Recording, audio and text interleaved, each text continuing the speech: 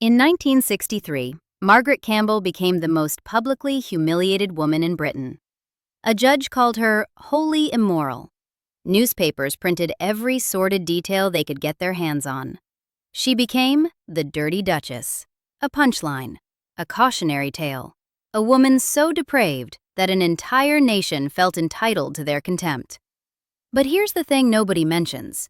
20 years before that courtroom destroyed her, Margaret Campbell fell 40 feet down an elevator shaft and cracked her skull against concrete. Modern neuroscience has a name for what likely happened inside her brain that day. It's called frontal lobe damage. And it doesn't just change how you think, it changes who you are. This isn't a scandal story. This is the story of a medical catastrophe dressed up as moral failure, and the husband who knew exactly what had happened to his wife's brain and chose to weaponize it anyway.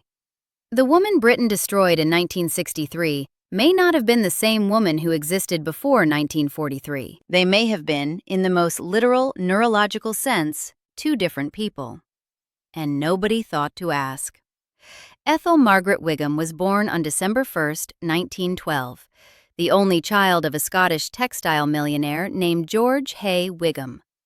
The family had money, serious money.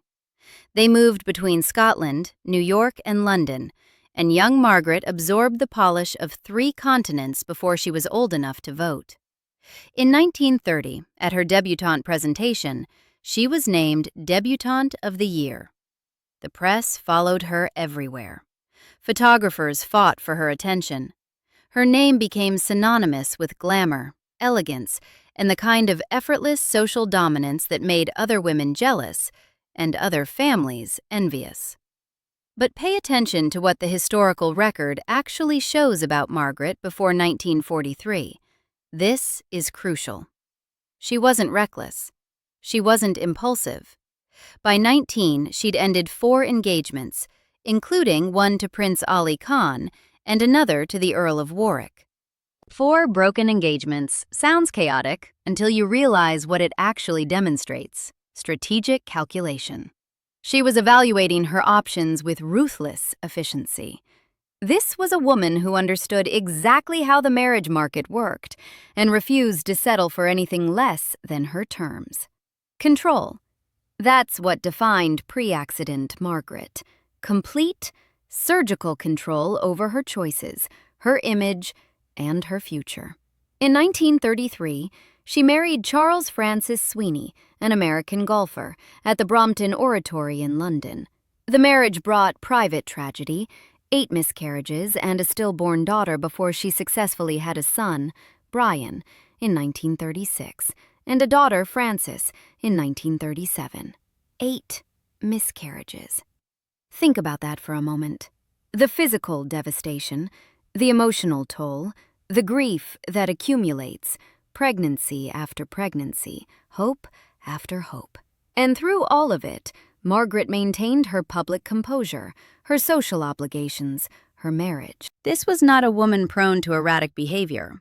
This was a woman who could absorb unimaginable loss and keep functioning, keep planning, keep controlling the narrative of her own life. Then came 1943. Margaret was visiting her chiropodist on Bond Street in London, a routine appointment, the kind of unremarkable errand that fills the calendars of wealthy women everywhere. She stepped into the lift. The lift failed. She plummeted 40 feet down the shaft. The only thing that partially broke her fall was the lift cable she managed to grab during her descent. She later recalled it herself. "I fell 40 feet to the bottom of the lift shaft. The only thing that saved me was the lift cable, which broke my fall. I must have been unconscious. I apparently fell onto my knees and cracked the back of my head against the wall." 30 stitches to close the wound on her skull. 30 stitches. But the visible damage was nothing compared to what almost certainly happened inside her brain. So let's talk about what frontal lobe damage actually does to a person. Because this is the part the 1963 court never considered. The part the newspapers never investigated. The part that changes everything about how we should understand what came next. The frontal lobe sits right behind your forehead.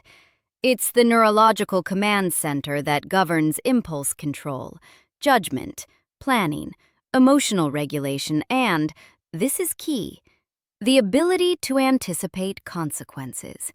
When this region is damaged, these functions don't weaken.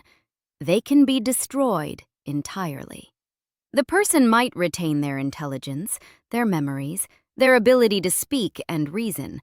They might seem perfectly normal in conversation. They might even seem sharper, funnier, more spontaneous than before. But the invisible hand that once restrained inappropriate impulses, the part of the brain that said wait, or consider, or don't, that hand is gone. Medical literature documents this with clinical precision. Research published in the Journal of the American Medical Association has documented acquired behavioral changes following brain injury to the frontal lobe, hypothalamic area, and septal nuclei. The changes aren't subtle. Patients who were once cautious become reckless. People who carefully considered consequences start acting on immediate impulses. The neurological brakes simply stop working. A 2016 peer-reviewed study found that sexual disinhibition is specifically associated with basal frontal lobe dysfunction. This isn't a euphemism. It means that damage to specific brain regions can result in dramatically increased sexual behavior, inappropriate sexual comments, loss of social boundaries around sexuality, all without any change in the person's fundamental intelligence or memory. Papers in the Archives of Physical Medicine and Rehabilitation have documented hypersexual behavior following craniocerebral trauma. Patients exhibiting behaviors completely inconsistent with their pre-injury personalities. Patients whose families describe them as transformed. Different people wearing the same face.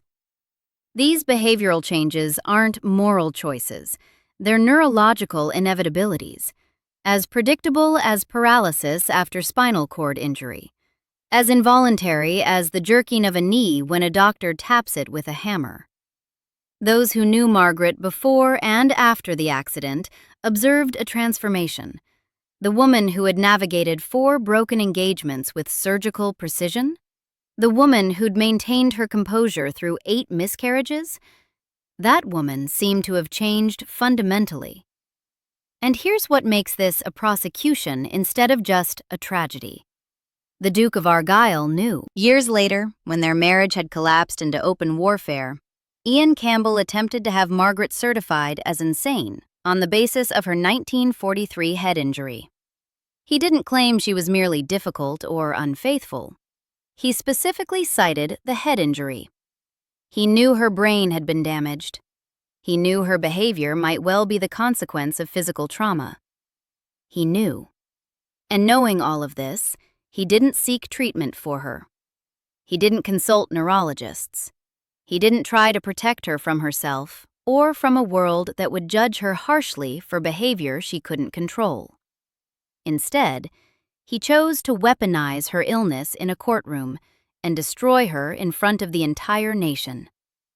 Ian Douglas Campbell, the 11th Duke of Argyll, was not some innocent man who stumbled into Margaret's life and discovered he'd married a monster.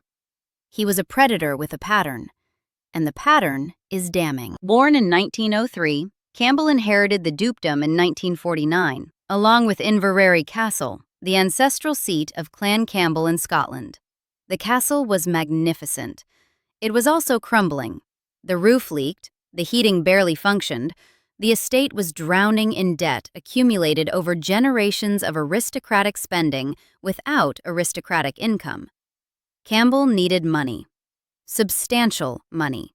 Not the kind you earn, the kind you marry. He had already demonstrated his preferred method of acquiring it. By the time he met Margaret, he'd been married twice before. First to Janet Gladys Aitken, daughter of the newspaper magnate Lord Beaverbrook, a union that connected him to one of the most powerful press families in Britain. Then to Louise Hollingsworth Morris Vanek, an American heiress whose money presumably helped keep the castle standing for a few more years. Both marriages ended. Both left Campbell looking for his next financial salvation. What he saw in Margaret Whigham was obvious: the daughter of a millionaire, access to substantial wealth, and, potentially, a woman whose judgment had been compromised by a brain injury 4 years earlier. A woman who might say yes when a sharper version of herself would have said no. A woman who might not calculate the risks the way she once had. Margaret met Ian Campbell around 1947, while she was still married to Charles Sweeney.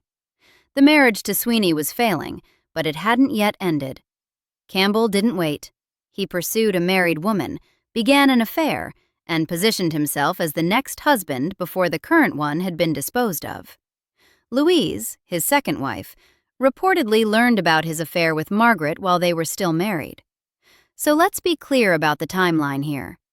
Ian Campbell was cheating on his second wife with the woman who would become his third wife, while that woman was still married to her first husband. This is not the behavior of a man with moral standing to judge anyone's sexual conduct. On March 22, 1951, Margaret became the Duchess of Argyll. She threw herself into restoring Inverary Castle, pouring her money and energy into saving the crumbling pile. She funded repairs, she funded renovations, she funded the preservation of a national landmark, while her husband contributed little beyond spending her money and maintaining his position as clan chief. Margaret essentially bankrolled the Duke's inheritance. And what did she get in return? A husband who wasn't faithful. That much is certain from the historical record. Lady Colin Campbell, the author and socialite who has emerged as one of Margaret's most vocal defenders, has publicly stated that the Duke once joked that his fourth wife, Matilda Coster Mortimer, could have been his own daughter, implying an affair with Matilda's mother around the time of her conception. Whether this was true, or merely the Duke's idea of humor, the fact that he would say such a thing tells you something about how he viewed women, relationships, and the rules that supposedly governed both. The pattern is unmistakable. Ian Campbell used women, took their money, conducted himself however he pleased, disposed of them when they were no longer useful. And when disposing of Margaret, he chose the most destructive method available.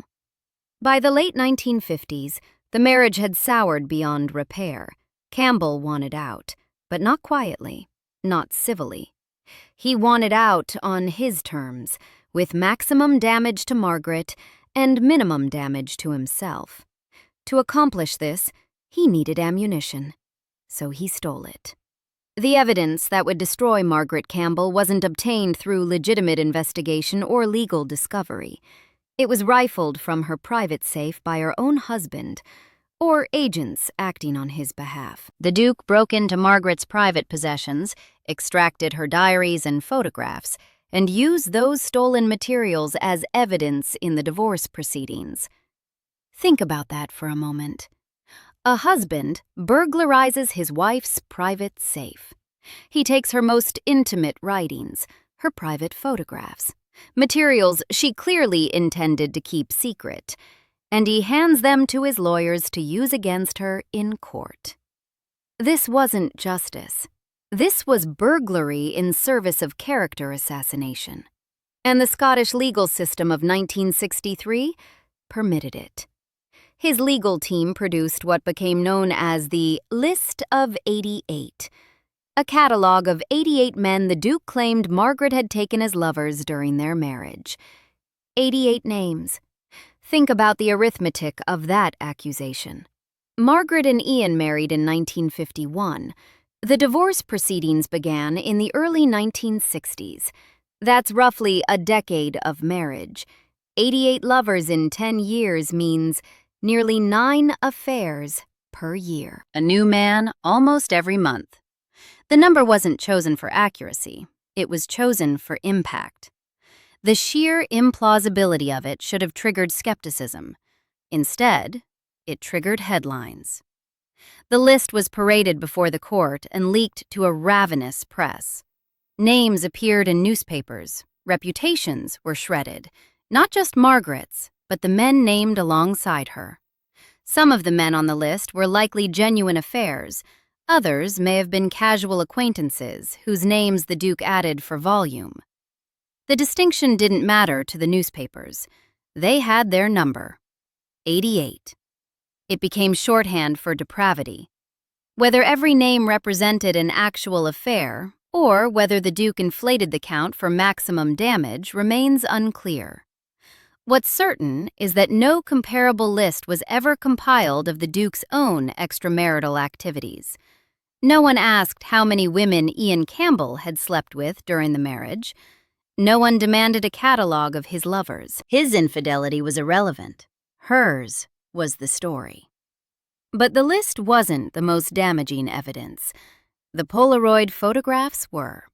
The photographs showed Margaret in an explicit sexual act with an unidentified man.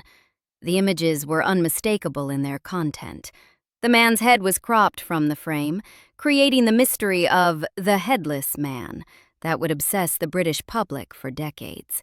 Margaret herself could only be identified by one distinguishing feature: a 3-strand pearl necklace visible around her neck.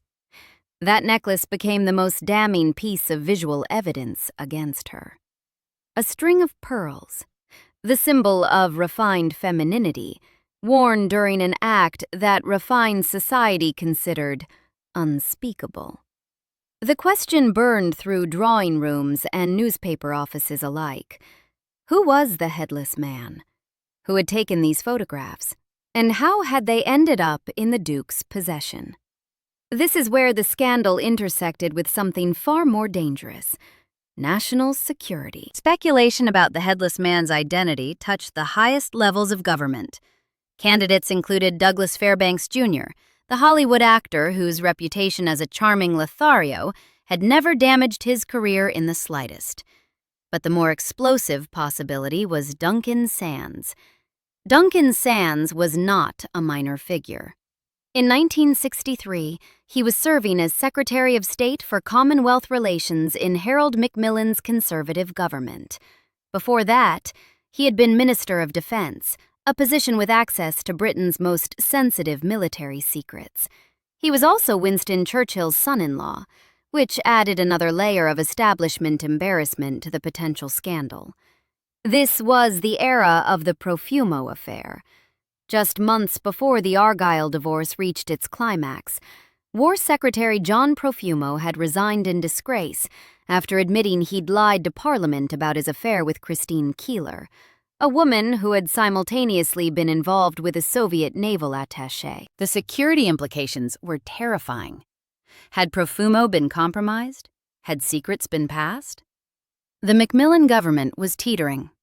Now imagine another senior minister, one who had handled defense matters, identified in sexually explicit photographs that had been in private hands for years. The blackmail potential alone was catastrophic. If Duncan Sands was the headless man, and if someone had possessed those photographs, what might that someone have demanded in exchange for keeping them secret? The government took the threat seriously enough that Sands reportedly submitted to a medical examination. The examination was specifically designed to determine whether certain physical characteristics matched those visible in the photographs. A cabinet minister, examining himself before doctors to prove he wasn't the man in the Polaroids. The results were never made public. The identity of the headless man remains officially unconfirmed to this day. But here's the question that matters more than who was in those photos. Who took them? The photographs were Polaroids, instant photographs that didn't require development at a photo lab. They were self-contained, private, the kind of images that could be taken and kept without anyone else knowing they existed. So who held the camera? Was this a private moment captured consensually between two adults? Was it a setup? Margaret photographed deliberately to create future leverage. Did the Duke himself orchestrate the capture of compromising images, positioning an ally with a camera to manufacture evidence he could later use? Or did he simply exploit material that fell into his hands through other means? The answers never emerged. But the questions reveal something important. People instinctively suspect entrapment. They sense that Margaret wasn't merely caught in an affair. She was trapped in a scheme. Consider the chain of custody. The photographs were in Margaret's private safe. The Duke accessed that safe, either personally or through agents. He took the photographs. He gave them to his lawyers. He introduced them as evidence in court. At no point did anyone ask, how did the Duke know those photographs existed?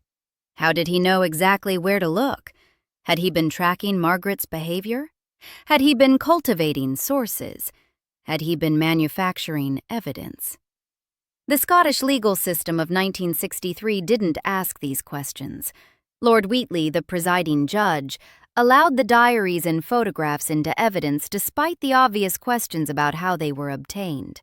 He didn't rule them inadmissible as stolen property.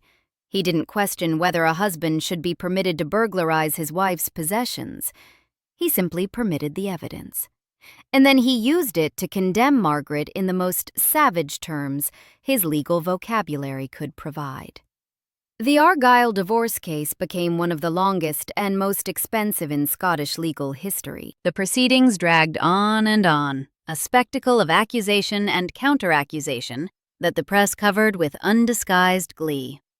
Margaret stood essentially alone, facing a legal system designed by men to protect men's interests, judged by a man who seemed personally offended by female sexuality, prosecuted by a husband whose own conduct was never meaningfully scrutinized. The courtroom became a theater of humiliation. The Duke's accusations went beyond infidelity. He claimed, among other degradations, that Margaret had given him pubic lice during their marriage. Crabs. He made this claim publicly, in legal documents, ensuring it would be repeated in newspapers across Britain. The allegation was designed to degrade her, to paint her not merely as unfaithful, but as physically contaminated, diseased by her own depravity, dirty in the most literal sense. Whether the claim was true, exaggerated, or fabricated entirely is impossible to verify at this distance. What matters is that it was made, publicly. As part of a systematic campaign to destroy her reputation beyond any possibility of recovery. Margaret attempted to defend herself.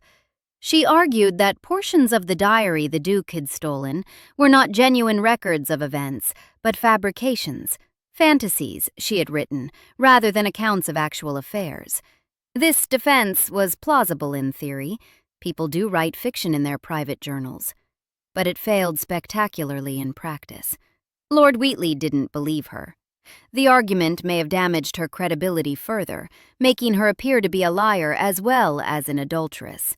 Lord Wheatley's language in his ruling reveals the moral assumptions that govern the entire proceeding. He described Margaret's attitude toward marriage as what the moderns might call sophisticated, but what I would describe as wholly immoral.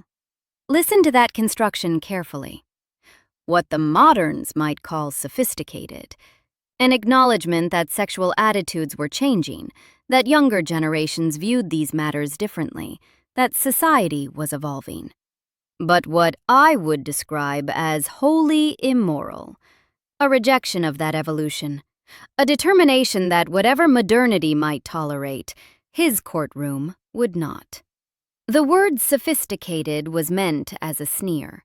It implied that Margaret's defenders might try to frame her behavior as worldly or continental or liberated. Lord Wheatley was having none of it.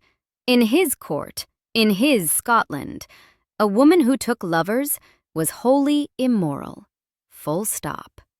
What Lord Wheatley never considered, what he never asked, never investigated, never permitted to be raised, was the question of why Margaret's behavior had changed. The 1943 accident was on the record. The head injury was documented. The personality transformation was observable to anyone who had known Margaret before and after the fall. A competent medical evaluation could have established the connection between frontal lobe damage and disinhibited behavior. Such evaluations were being conducted elsewhere in the world, in research hospitals and neurological clinics, where scientists were mapping exactly how brain damage manifests in behavior. But no one thought to ask. No one thought that a woman's brain might be relevant to understanding her behavior. No one considered that the question, "Why did she do it?"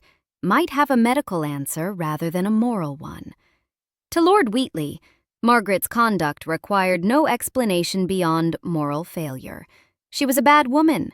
That was sufficient. The Duke knew better.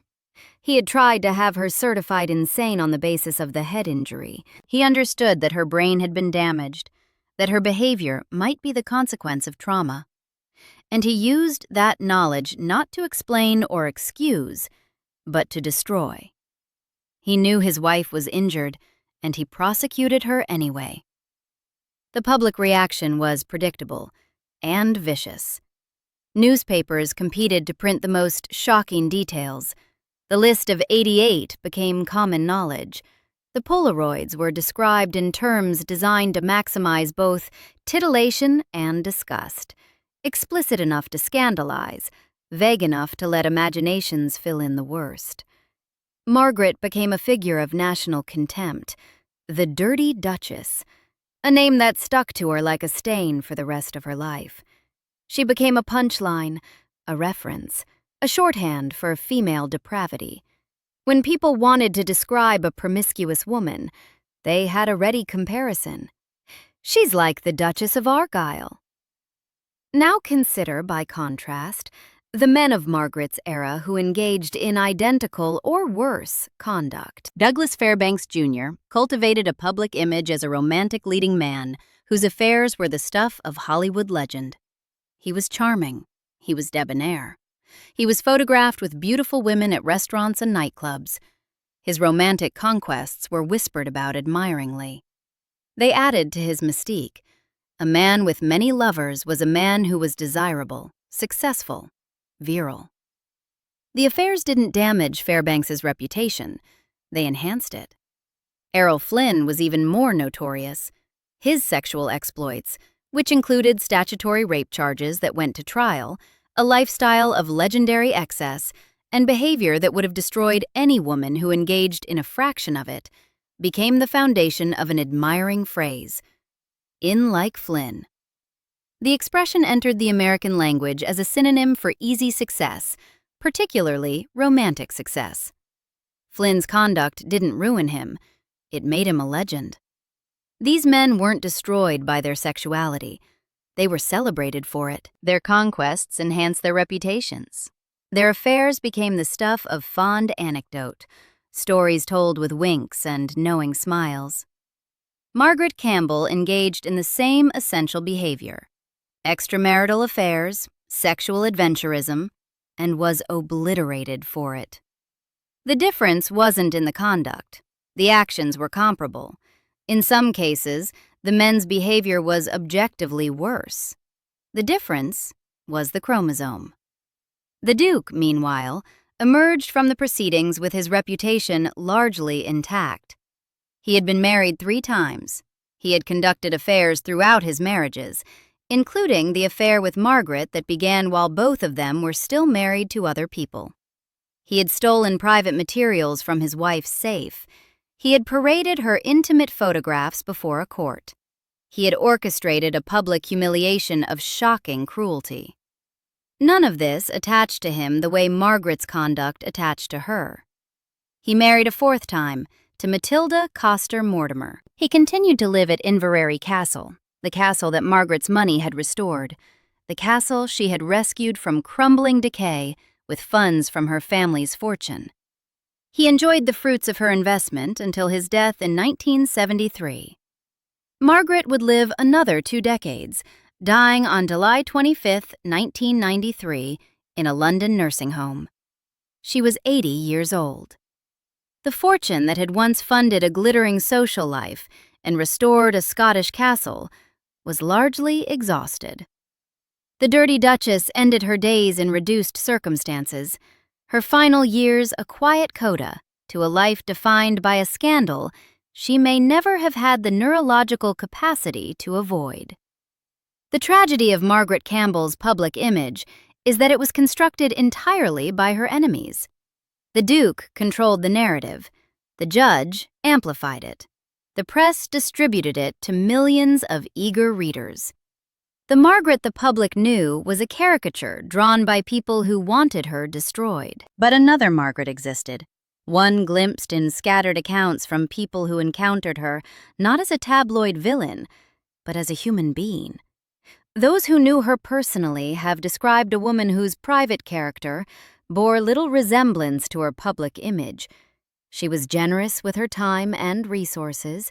She maintained friendships across decades, staying loyal to people who had known her before the scandal and people who came into her life after. She treated people with genuine warmth, including people who could do nothing for her in return, people who had no social value, people the Dirty Duchess of the tabloids would supposedly have dismissed.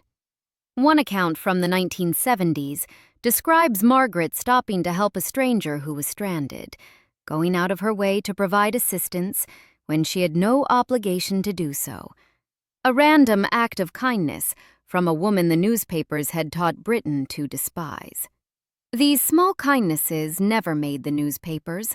Kindness doesn't sell papers. Kindness doesn't fit the narrative. None of this is inconsistent with what we now understand about frontal lobe damage. The injury affects impulse control and judgment. It doesn't erase kindness. It doesn't destroy generosity. It doesn't remove the capacity for warmth or loyalty or friendship. Margaret remained, at her core, the person she had always been. She simply lost the neurological function that allowed her to regulate certain behaviors. The woman who had exercised such careful control before 1943, who had ended 4 engagements with strategic precision, who had maintained her composure through 8 miscarriages, that woman's judgment center had been damaged by a 40-foot fall. The impulses that everyone has, the desires that everyone manages, were no longer being managed. Not because Margaret was immoral, because the part of her brain that did the managing had been smashed against concrete. The woman condemned in 1963 was denied the opportunity to show the public anything but the caricature they preferred. Lady Margaret Campbell has emerged as one of the most prominent voices in Margaret's defense. In interviews and public statements, Lady Margaret has argued that the Duchess was treated unjustly by a system that punished women for conduct that men exhibited with impunity. She has spoken about the double standard that governed British society and British courts in 1963. She has pointed out that Margaret's husband was no saint, that his conduct was at least as questionable as hers, and that the difference in their treatment was a function of gender rather than morality. This rehabilitation isn't just internet revisionism. It's a serious reconsideration of a case that was decided by a judge who refused to consider medical evidence, prosecuted by a husband who had stolen private materials, and amplified by a press that was more interested in scandal than in truth. So, what's the verdict? In 1943, Margaret Campbell suffered a traumatic brain injury that medical science now recognizes can cause profound changes in impulse control, judgment, and sexual behavior. The research is clear. The mechanism is understood. The behavioral consequences are documented. Her husband knew about this injury. He attempted to use it as grounds for having her certified insane. When that strategy failed, when he couldn't have her locked away, he chose a different approach. Steal her private possessions, parade her medical vulnerability before a court, let a system that celebrated men for what it condemned women for do the rest.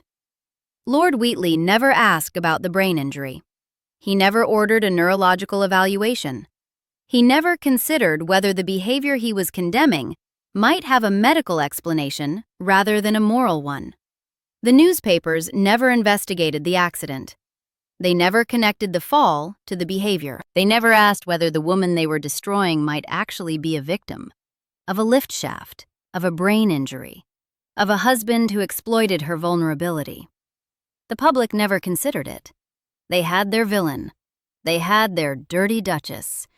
They didn't need an explanation that might require compassion instead of contempt. But you know now. Margaret Campbell didn't fall from grace. She fell 40 feet down an elevator shaft And the woman who emerged from that fall was judged by a world that didn't understand, and didn't want to understand, what had happened inside her skull. The scandal of 1963 wasn't about morality. It was about a man who weaponized his wife's brain injury in a system designed to destroy women for conduct that built men's legends.